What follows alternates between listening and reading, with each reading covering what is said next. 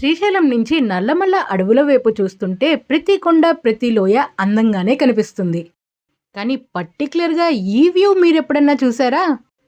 కెమెరాలో సరిగ్గా జస్టిఫై అవ్వట్లేదు, కానీ ఇక్కడి నుంచి డ్యామ్ వ్యూ కనిపిస్తుంది. ప్రకృతి ప్రేమికులకు ఎంతగానో నచ్చే ఈ పర్టిక్యులర్ వ్యూ పాయింట్కి ఎలా చేరుకోవాలనేది ఈ వీడియోలో తెలుసుకుందాం. వీరు శ్రీశైల క్షేత్రపాలకుడు బయలు వీరభద్రస్వామి వారు. శ్రీశైలం వచ్చిన ప్రతి ఒక్కళ్ళకి ఈ విగ్రహం సుపరిచితమే కదా. తెలంగాణ వైపు ఘాట్ స్టార్టింగ్ మన్ననూరు అండ్ ఆంధ్ర వైపు ఘాట్ స్టార్టింగ్ డోర్నాల ఎటువైపు నుంచి వచ్చేవారైనా సరే ఈ జంక్షన్ వద్ద చేరుకుని స్వామివారి వెనకాలన్న కమాన్ నుంచి శ్రీశైలంలోకి ఎంటర్ అవ్వాల్సిందే. నేను వీడియో స్టార్టింగ్లో చెప్పిన వ్యూ పాయింట్కి వెళ్ళటానికి ముఖద్వారంలోకి ఎంటర్ అవ్వాల్సిన పని లేదు. కరెక్ట్గా మనం వీరభద్ర స్వామి వారి విగ్రహాన్ని ఫేస్ చేసి ఉంటే రైట్కి వెళ్ళాలి. అంటే తెలంగాణ వైపు వెళ్తుంటే వస్తుంది కరెక్ట్గా ఈ వ్యూ పాయింట్. ఈ వ్యూ పాయింట్కి సంబంధించి అక్కడ బోర్డ్స్ ఏమి ఉండవు, కానీ ఈ సైన్ బోర్డు మాత్రం గుర్తుపెట్టుకోండి. అండ్ రోడ్ ఇట్లా టర్న్ అవుతూ ఉంటుందన్నమాట. ముఖమండపం నుంచి మనం ఎంతో దూరం వెళ్లాల్సిన పని లేదు. కరెక్ట్గా మనం స్వామివారి విగ్రహాన్ని ఫేస్ చేసుకుని ఉండి రైట్కి టర్న్ అయితే వితిన్ 500 మీటర్స్లోనే వస్తుంది ఇందాక నేను చూపించిన ఐరన్ కన్స్ట్రక్షన్. అక్కడి నుంచే నేను వీడియో స్టార్టింగ్లో చూపించిన సుందరమైన వ్యూని చూడొచ్చు. ఈ నిర్మాణాన్ని ఫారెస్ట్ డిపార్ట్మెంట్ వాళ్ళు కన్స్ట్రక్ట్ చేశారు. ఫారెస్ట్ డిపార్ట్మెంట్ వాళ్ళు వాచ్ టవర్లో యూస్ చేసుకోవటానికి దీన్ని కన్స్ట్రక్ట్ చేసి ఉంటారు. బట్ శ్రీశైలంలోని వారు ఇంకా శ్రీశైలానికి వచ్చే భక్తులు చాలామంది అప్పుడప్పుడు సరదాగా సేద తీరడానికి ఈ ప్రాంతానికి వెళ్తున్నారు. బట్ మార్నింగ్ 8 o'clockకి ముందు కానీ ఈవినింగ్ 6 o'clock తర్వాత కానీ ఇటువైపు వెళ్ళటం డేంజర్ అనే చెప్పాలి. ఎందుకంటే ఈ ప్రాంతంలో సర్వసాధారణంగా అడవి పందులు, పార్క్యుపైన్స్ అంటే ముళ్ళ పందులు, అనేక రకాల విష జంతువులతో పాటు చిరుతలు, ఎలుగుబంట్లు కూడా తిరుగుతుంటాయి.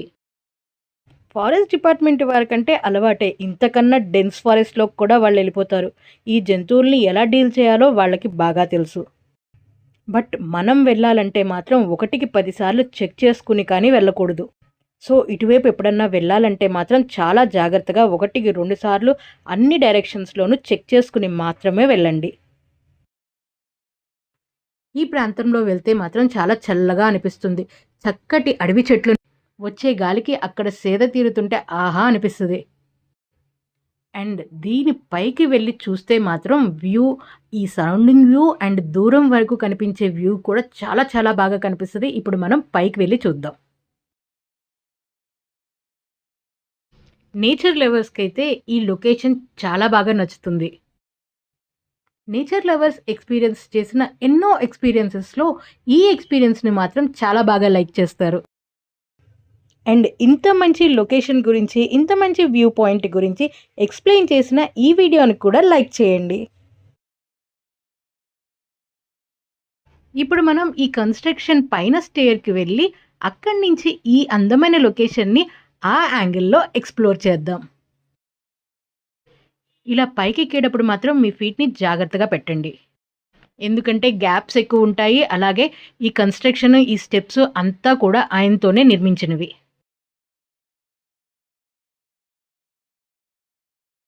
Here comes our beautiful view. ఎక్కడో నేను ఒక స్లోగన్ చదివానండి, మనం ఎంత హైట్కి వెళ్తే అక్కడి నుంచి వ్యూ అందం ఇంకా పెరుగుతుందని.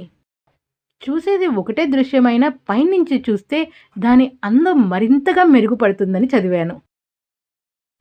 ఈ రోడ్ని చూడండి, ఎన్నోసార్లు నేను ఈ రోడ్ త్రూ ట్రావెల్ చేశాను. బట్ ఇక్కడి నుంచి చూస్తే ఈ రోడ్ ఎంతో అందంగా కనిపిస్తుంది. అండ్ ఈ స్లోగన్ నాకు హిమాచల్లో ఉన్నప్పుడు బాగా యాప్ట్గా సూట్ అయిందనిపించింది.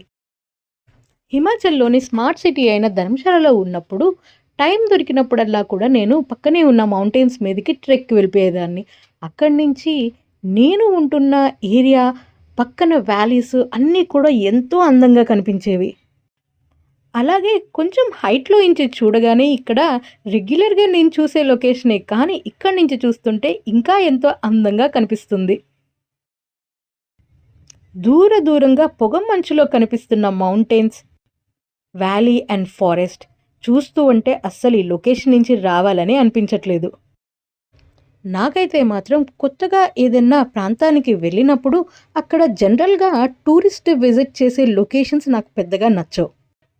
అక్కడి లోకల్స్ ఎక్స్‌ప్లోర్ చేసే ఏరియాసు, వారు విజిట్ చేసే టెంపుల్సు, అలాగే పర్టిక్యులర్‌గా వారు కొన్ని రెస్టారెంట్‌లకి లేదా స్ట్రీట్ ఫుడ్ అయితే కొన్ని ఏరియాల్లో తింటూ ఉంటారు కదా! అలాగా లోకల్ పాయింట్ ఆఫ్ వ్యూలో నాకు ఆ లొకేషన్‌ని ఎక్స్‌ప్లోర్ చేయాలనిపిస్తుంది. నేనైతే మాత్రం ఏదన్నా కొత్త లొకేషన్‌కి యాస్ ఎ టూరిస్ట్ వెళ్ళడానికి ఇష్టపడను. ఎక్స్‌ప్లోర్ చేయడానికి మాత్రమే ఇష్టపడతాను. మీరేమంటారు? మీరు అలానే అనుకుంటారా? నాతో కామెంట్ సెక్షన్‌లో షేర్ చేసుకోండి. మళ్ళీ కలుద్దాం శ్రీశైలంకి సంబంధించిన ఇంకొక ఇన్ఫర్మేటివ్ వీడియోతో. అప్పటి వరకు అందరికీ నమస్కారం. జై హింద్.